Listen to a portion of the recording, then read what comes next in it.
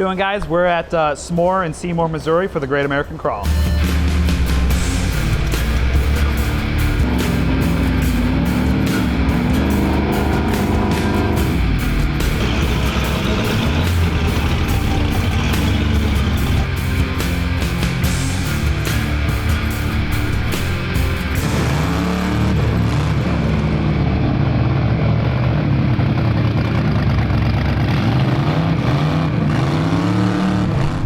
We had a great morning.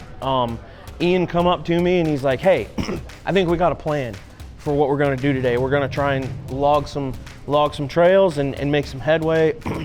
And so that got us fired up. We're ready to go, Ian and the crew.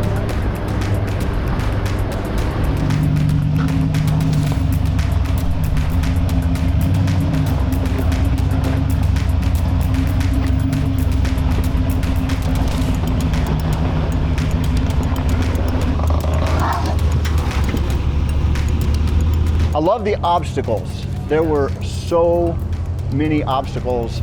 I'd look right, I'd look left, and we were down in that creek, and there were all kinds of challenging things to hit, and just there's really something for everybody here.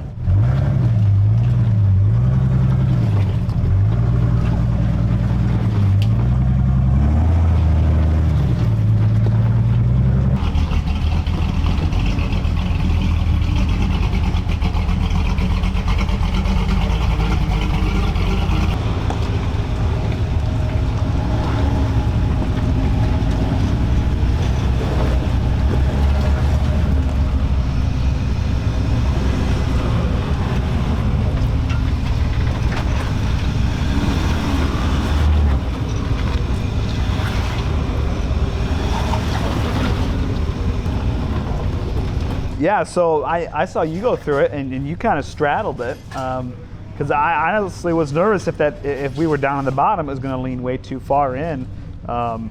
So I straddled it too, and then right behind me was Chris Kreiner, and he actually committed to riding in the bottom of it, and it didn't lay it on its side, but it held its path, and it worked out great.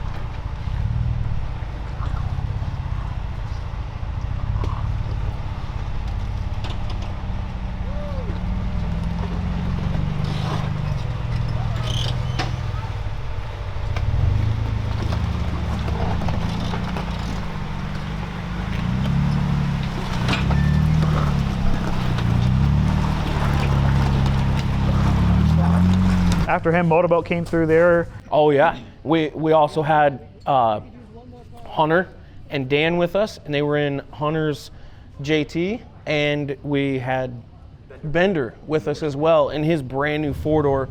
Dude, that thing looks so sick. And like, when you know that when a company like Motobilt brings out a vehicle with their parts on it and they're promoting their company, it's gonna be awesome. But if you really get up on this thing and you look at the fit and the finish and the thought that goes into it,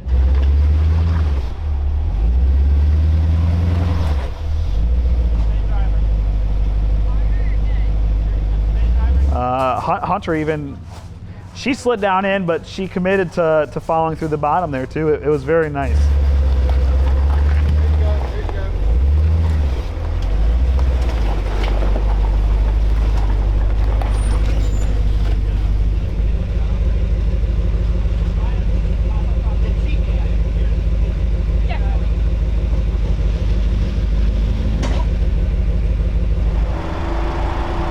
just like that, come on in.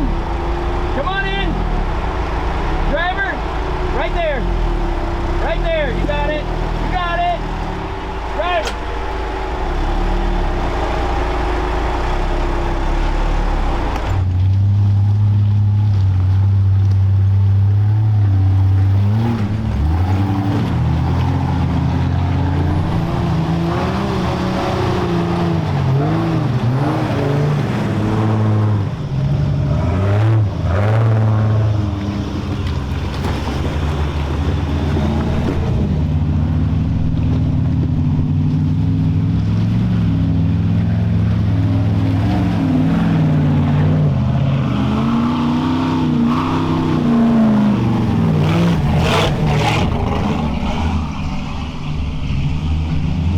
Yeah, so we pulled left into Rocker Knocker, and it's kind of a weird obstacle because there's a really big rock right in the center, and the wide vehicles and with some wheelbase can very easily straddle that rock and the logs and what's up to the left, and that's a pretty simple up and over as long as you can keep your footing on the rocks.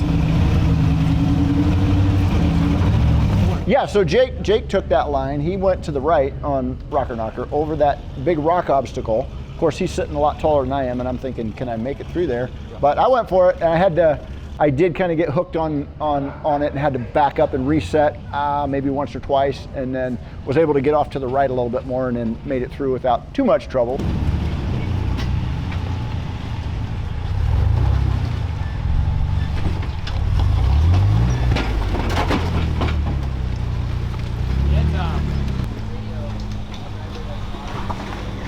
Yeah.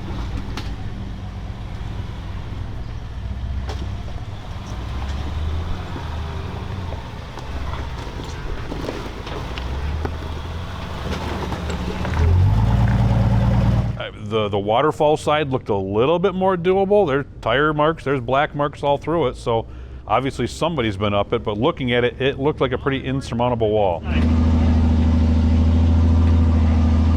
It was a lot of driving into that wall, that driver's side. Just the sidewall and the Mickeys and the aspect of that really gave you the traction to get up it as well. Yeah, I don't know who the guy was. This is his home park. He's got Troy with the orange Jeep. He knew the line, and apparently everybody that hugged the left or climbed the rock wall on the left, that was the trick. Aim for the tree, just missed the tree. And pretty much everyone that did that made it out.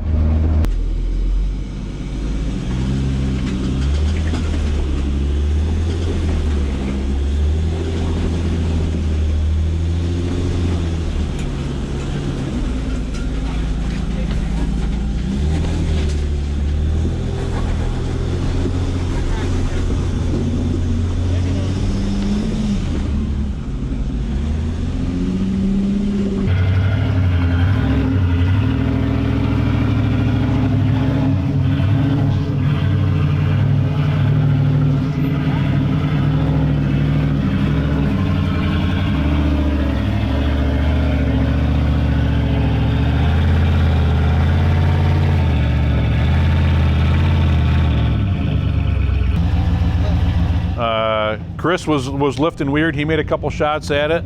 We finally put a line on him to pull his right front down.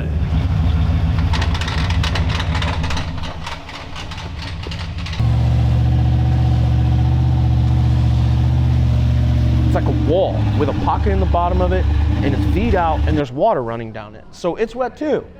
And you know, for whatever reason, when certain rock is wet, it's extremely slick and you will never make it. And then when certain rock is wet, you can get all the traction in the world on it. It makes no sense. Can I get out of it?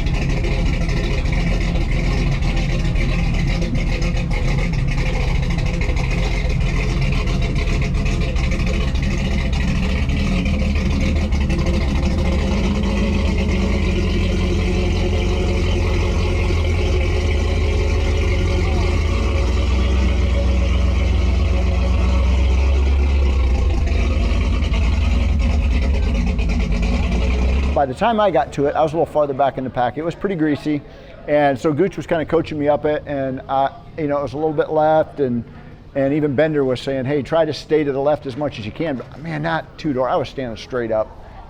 It felt like anyway in there.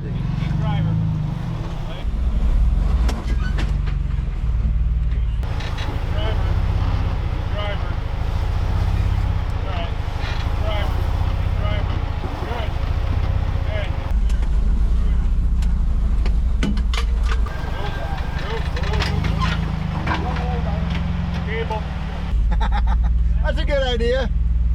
So I got a little bit of carnage there, and we ended up hooking up and winching the rest of the way up it. But it was a fun obstacle. I would be really excited to try that again, maybe when it's a little drier, and see if I can stick to that enough to make it through.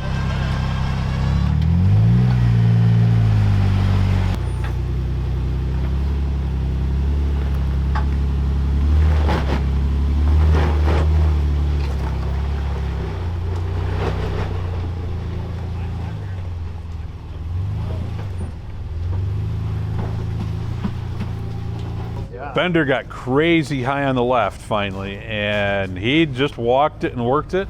I know that's their new JKU platform. He was running on that. He just got done putting that together. Yeah. I talked to him for a few minutes on that. They actually made it an easier, almost foolproof, well-done kit is what they built out of the JKU. But he got crazy high lifting stuff up, and then ended up just walking out of it.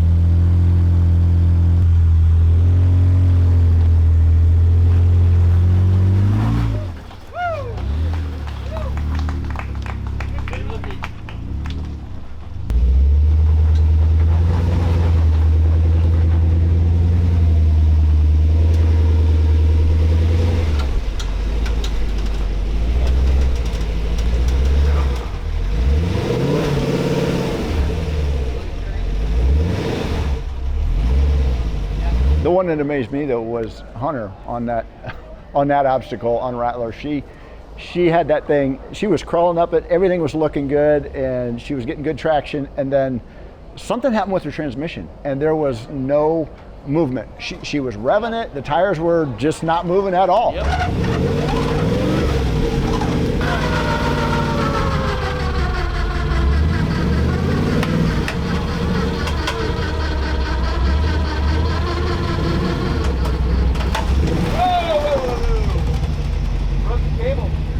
Well, actually, Hunter was winching herself up when the line snapped due to a little gouge in the fair lead, and that's all it took to cut that line.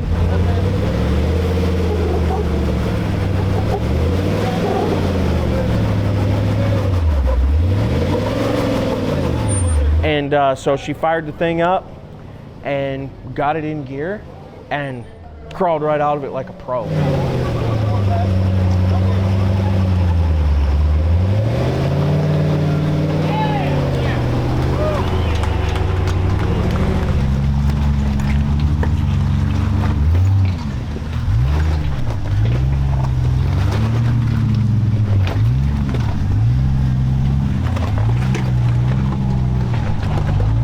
The one spot I thought I was going to be able to, just because I was smaller, walk through it, and there was some weird undercuts.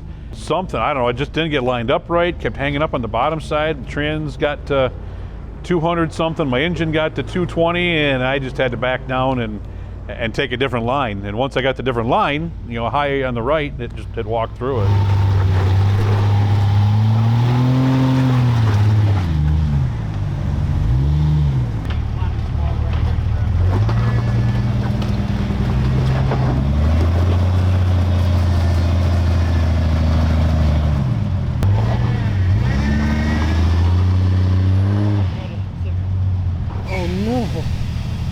Oh no.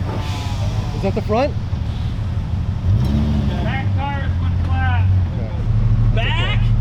I was getting there, working at it, and ultimately too low a tire pressure, and I rolled a bead on the rear. So Chris got his power tank out, thankfully, and we're able to get that aired up. When you have a power tank available, especially with a tire bigger than a 40-inch tire, we got that thing out of Chris's Gladiator and pulled it up there, hooked it up, and like 30 seconds, we had 8 pounds of air back in that tire.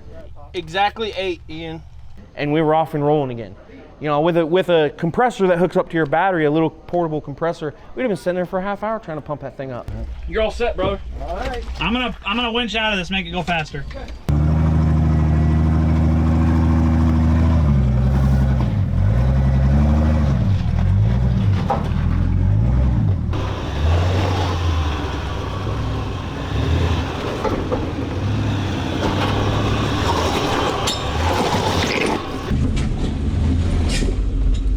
Oops.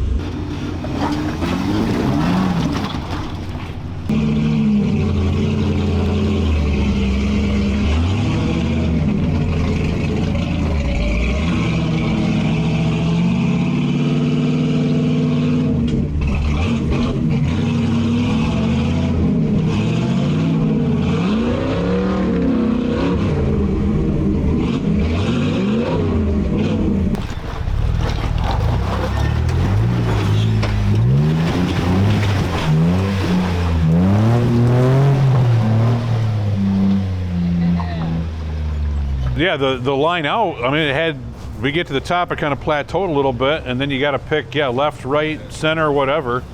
And according to Logan, center was the way out, and there was some ledges, and you get on a little bit to stay on it. So we were up and out. Yeah. After we were up and out, then we heard that a couple guys were playing around, went left up the real steep stuff.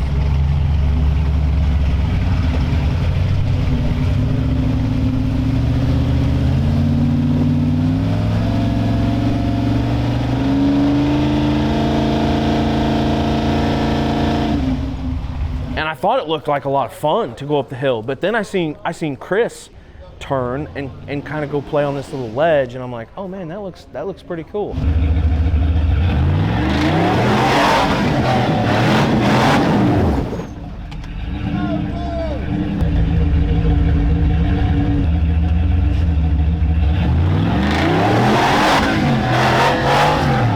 And then finally, the last time he hit it real hard and made it up, and I was like, okay, I gotta try it, but I know what I gotta do, because the only way you were gonna make it up it is with your foot through the floorboard.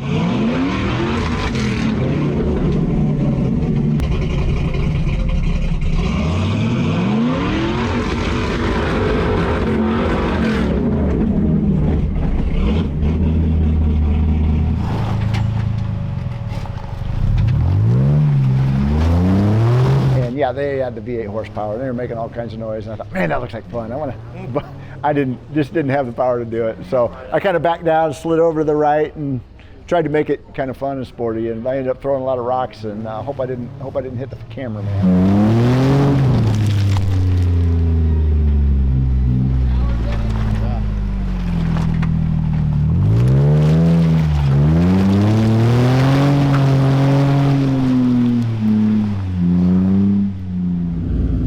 So we got to the top of Rattler. Yep. We're back out to the main road.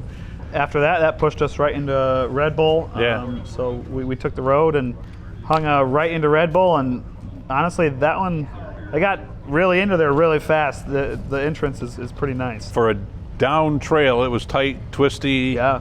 drop-offs, and it flexed out pretty good.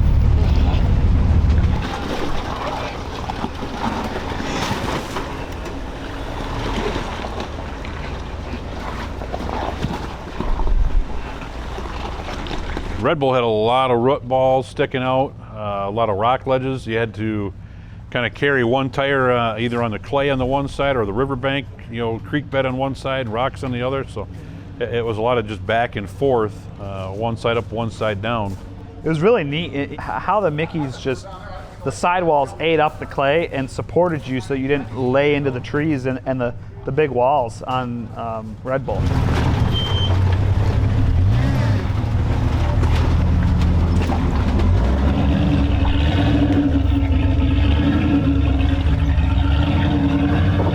Red Bull actually followed right into Colt 45.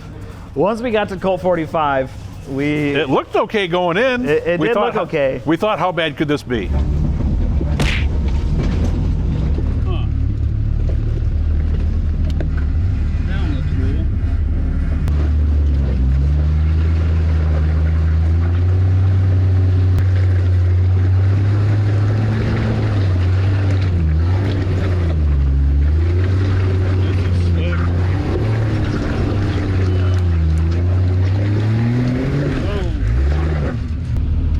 Engine's getting hot. Everything's getting hot.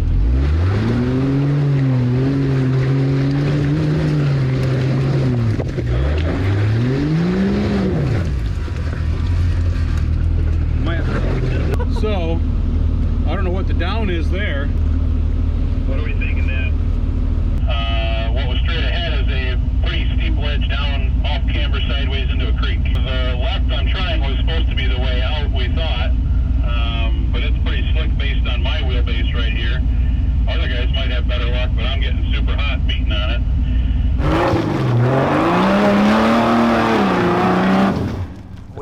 I think I heard somebody say at the beginning, we haven't come across anything yet that we couldn't back out of. Famous last words right there. We should have stuck with that one. Coming just a little bit more, Ian. Come down about another 12 inches. Right about there. Well, back up just a hair. You gotta get to the top of the right there. Try it from there.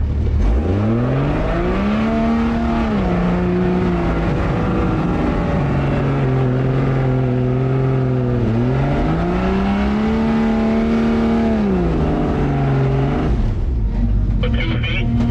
Keep coming a little bit. Right. A little more. Right there.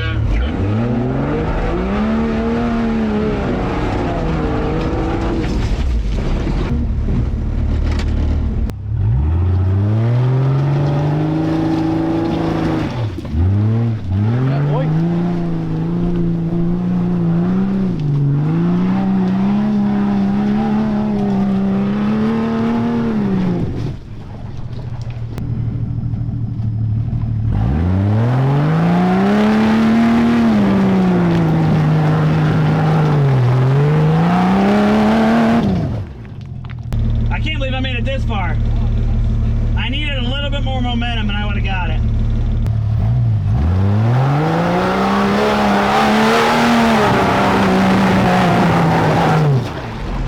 Well, pull it, Logan. You got to the top. You didn't break. I got as far as I could, and we started pulling line, and it was kind of a winch train at that point. Yeah, because I got so far, the winched up. Yeah. You got so far, I winched back up to you. You got so far again, I winched back up to you. My transmission was well over 250 for quite a while. I couldn't tell you how many times we reset the winch line to get all the way to the top, because backing down was too sketchy. Yeah.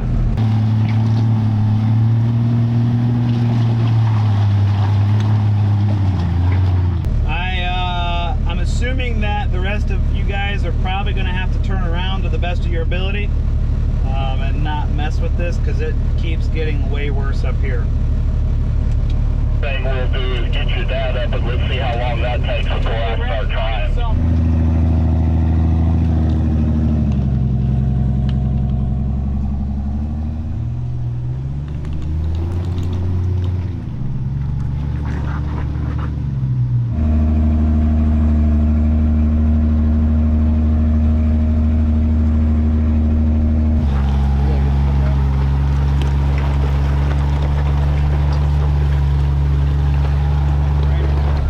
This is rough.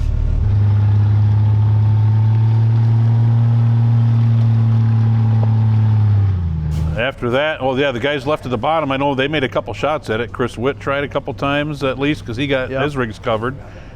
Chris Reiner tried it.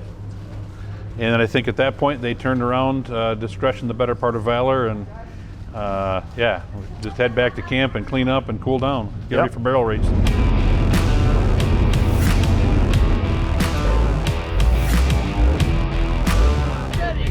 Get it. Set. Go. Tell me when you want me to stop. Go now. Go now. Go now. Go. Go. Go. Go. Go. Go now. Every ball that you miss is a 5-second penalty, and every barrel you tip over is a 5-second penalty as well. Once you get all 3, then you have to stop inside the cones that you started in, and if you exceed that, you're DQ'd.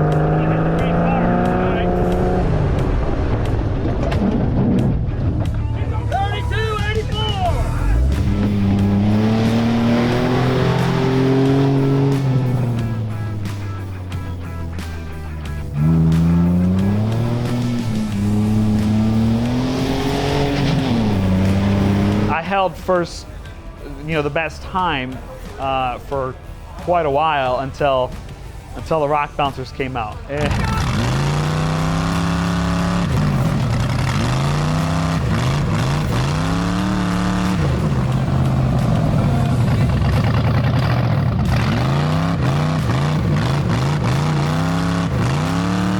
We watched everybody go. I mean, rock bouncers, and a bunch of people went more than once. Kyle went twice. Yeah.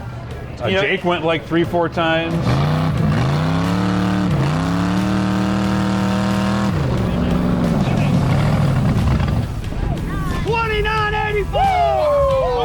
And I seen Ian make a rip, and I'm like, okay, we're gonna get up there and we're gonna do this thing.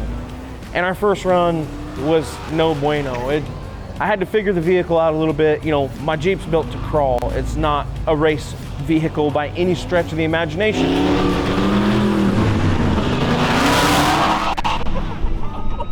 And it's not just the rig, it's the passenger. Yeah. So you gotta be a good driver, and you gotta have a coordinated passenger. Oh. We saw one ball get run over. Oh yeah. Yeah, definitely a team effort. So driver and passenger coordination.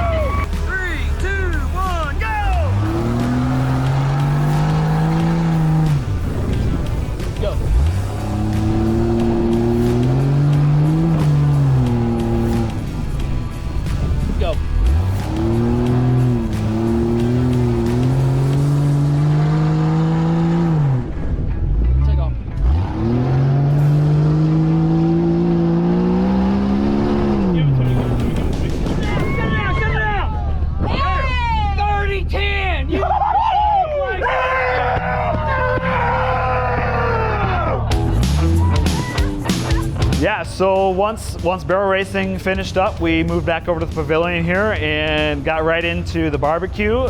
The smell, the atmosphere, everybody lining up and getting a full belly after a full day of wheeling, man, it's something special when you get everybody in a park together. And even people that don't know each other are sitting down together at the same picnic table, making best friends forever. That's another thing that's special about this group and what we do.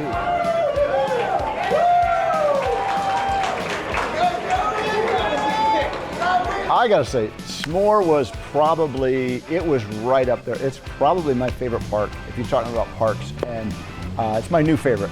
There are so many obstacles we did not even get the opportunity to see or do, and I'm really looking forward to hitting some of those. And like you were saying, there was times, you know, you're driving down a main road and like on our way back to camp, and you're like, oh man, I want to hit that. Stop, I want to do this one. I want to hit that, but the rest of the group keeps going. It's like, okay, save it for next time. This is our second trip to SMORR, and this is my first trip with a cage, so that was a huge game changer for me. We really enjoy this park.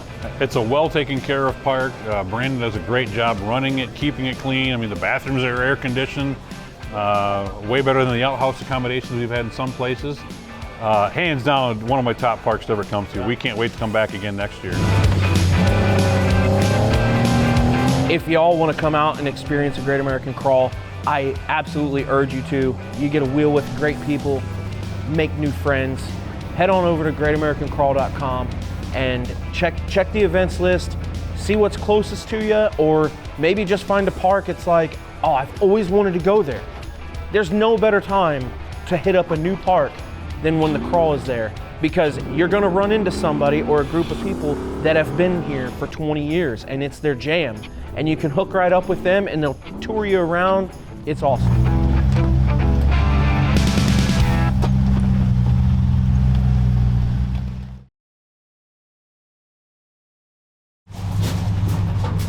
Whatever these guys do. They didn't break as much shit as I did. That's true. I don't know if anybody breaks as much shit as you do, Andy.